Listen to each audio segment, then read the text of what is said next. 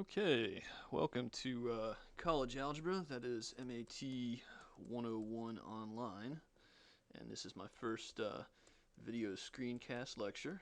This is Mr. Anderson, and I've just uploaded a homework today, which is January 31st, 10:45 a.m., and it's going to cover sections R2 through R4.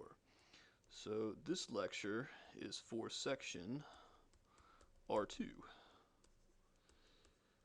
And I'll be sending out a mass email to us all today as well to give some more details and clear some things up.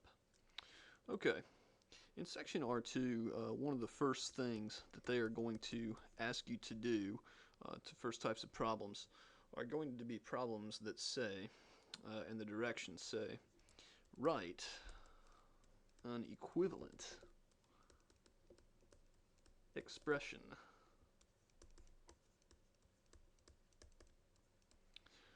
without using negative exponents.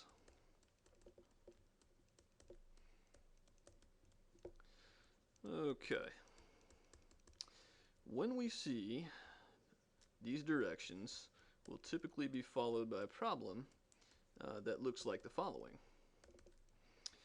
For example, 3 raised to the negative 7 power, like that. Okay. A lot of y'all may remember this from intermediate algebra. If not, we'll go ahead and review it here. In this situation, you just have your base 3 raised to this negative 7 as the exponent right there. And what you'll want to do is just put 1 over 3 to the positive 7th.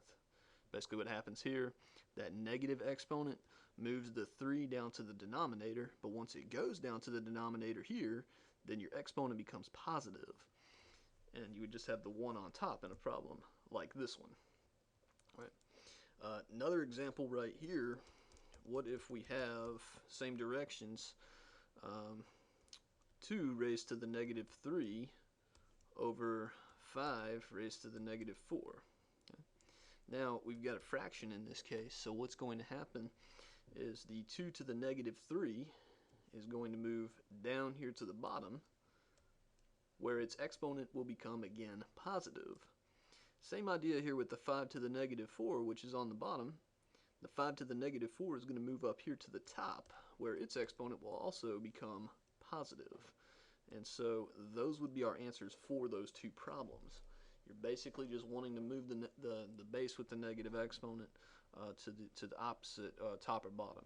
If it's on the top, move it to the bottom. Likewise, if it's on the bottom, move it to the top.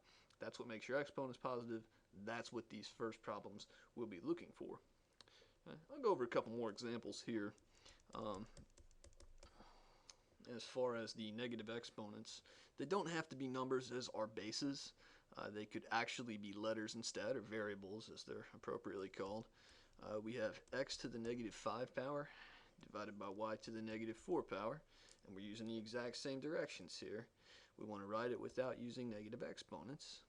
So all that's going to happen here is I'm going to make these x's and y's switch places. The y to the negative 4th moves to the top and becomes y to the positive 4th. X to the negative 5 moves to the bottom and becomes x to the positive 5, not negative, positive 5. Alright. We'll take a look at a couple more here and make sure we've got the idea, or rather one more. So the next problem, last problem in this type of problem that I'm going to do, I have x to the negative 9 times y to the negative 17, and that is all over z to the negative 11 power. Alright, and they want us again to write this without using negative exponents. So, in this situation, I'm just going to basically switch the z up here to the top, z to the positive 11, and x to the negative 9, y to the negative 17, they are both going to move here into the bottom, where their exponents will become positive. Okay? That's really the basis for what you want to do with the negative exponents. Like I say, a lot of y'all have probably seen this before and may be familiar with it. For those of you who have not, this will serve as a review somewhat. And looking at your first homework assignment here, I believe it's problems 1 through 3 are basically covering this concept right here. Okay. another thing that we need to go ahead and address is the concept of a zero exponent. Okay. For example, and the rule goes, if you have x raised to 0 exponent, that's always going to equal to 1. Okay? Anything, I don't care if it's x, 3, pi, negative 45, whatever it might be, if it's raised to the 0 power, it's going to equal 1.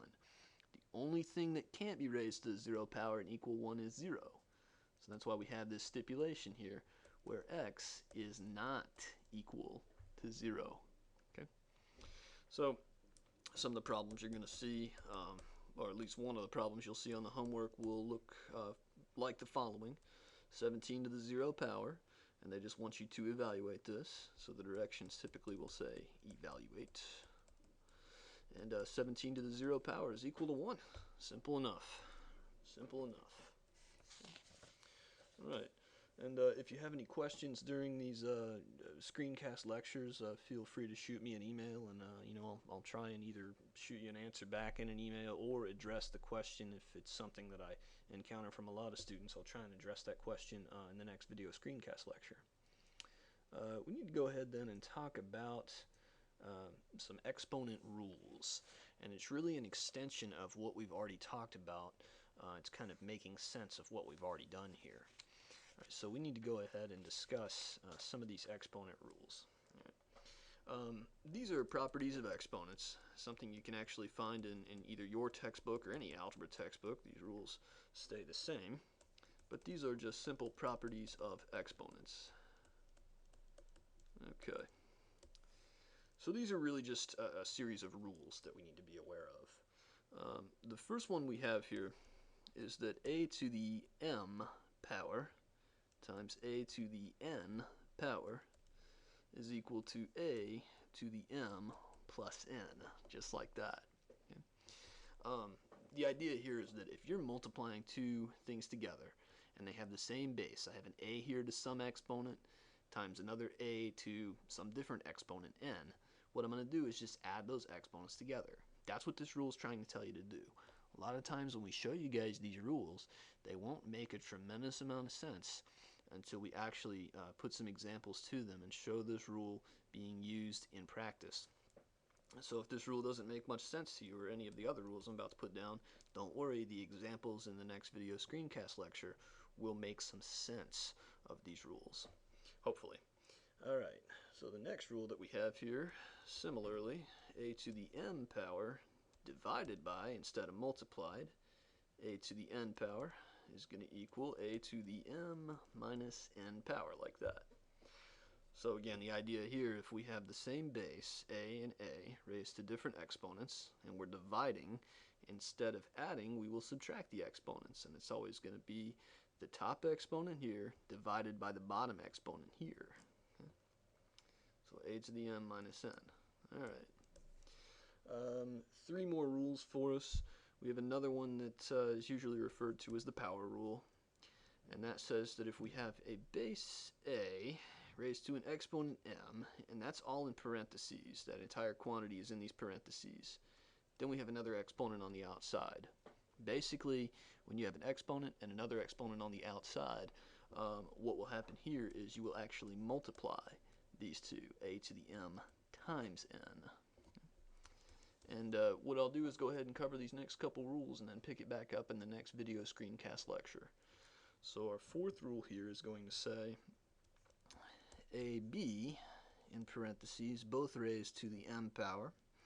And again, what this rule is trying to tell you to do here is just to take each factor inside these parentheses that you see, a and b in this case, and they're both going to be raised by the exponent on the outside of these parentheses. So the rule says that this equals a to the m times b to the m. And again, in algebra, one of the things that you'll notice here is that if there's not a sign between two things, like for example here I've got a to the m, b to the m also, and there's not a sign between them, no plus or minus or whatever. If you don't see a sign between them in algebra, the default to go to is that they are being multiplied together. Okay, if you don't see a sign between them, most likely, almost certainly, they are being multiplied together. Just kind of a heads up piece of information there, certainly for later in the course. Last rule I've got for us, and then I'll pick it up in the next video screencast lecture. A to the A over B in parentheses, our fraction, and that's raised to the m power. It's really an extension of the previous rule here, where basically we're just going to put that exponent on the top part of this fraction and the bottom part. So the rule says a to the m over b to the m power, like that. Right, now again, I want to reiterate that these rules rarely make any sense by themselves. Okay, it takes examples and seeing examples worked using these rules to really truly understand what these are trying to tell you. So in the next screencast lecture, I'm going to pick it back up with several examples for us, and we'll hopefully make some sense out of these rules.